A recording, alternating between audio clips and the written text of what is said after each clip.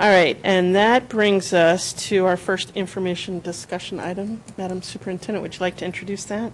Certainly. So I will ask Mr. Chris Van Schack, our Assistant Superintendent of Administrative Services, to provide you with an overview of the Charter High School petition renewal and review process. And this is the time when we would formally receive the petition. And I believe we also have folks representing the charter school here.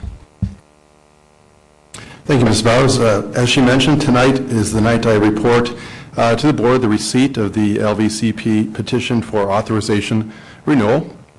The process that we go through, as of last Friday, we've received the document. Mr.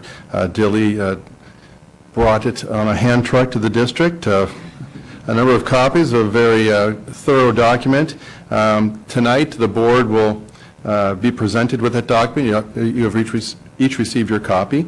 We have 30 days from receipt to have a public meeting, and the public meeting is an opportunity for the community to provide input on whether or not they think the charter is a viable option for this community. And within 60 days, the Livermore School Board makes a decision about whether or not to authorize or deny that petition request.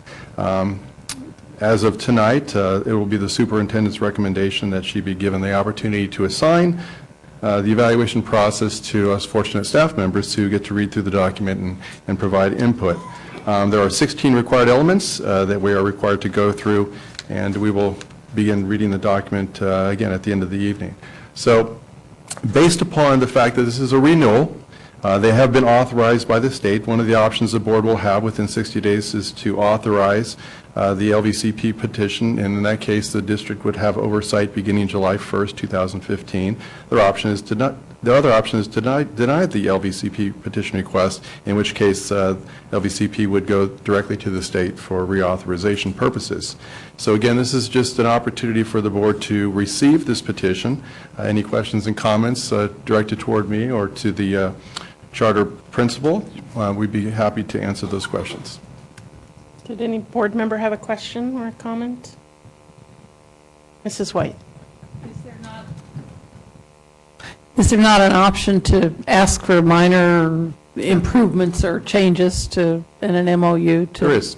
You could give the approval with an MOU, for example. Mm-hmm. So that's an option, or ask them to. There's things which might not have been addressed that we think are important to add to it. Absolutely. Thank you. Any member of the public like to comment? Okay, we're going to close that unless you had something else. Go ahead. No, just the superintendent's recommendation, which is that you formally. Well, this was on the agenda as a discussion item, not an action item. Okay. So you're allowed, so the formal acceptance is just a protocol, so it's been accepted.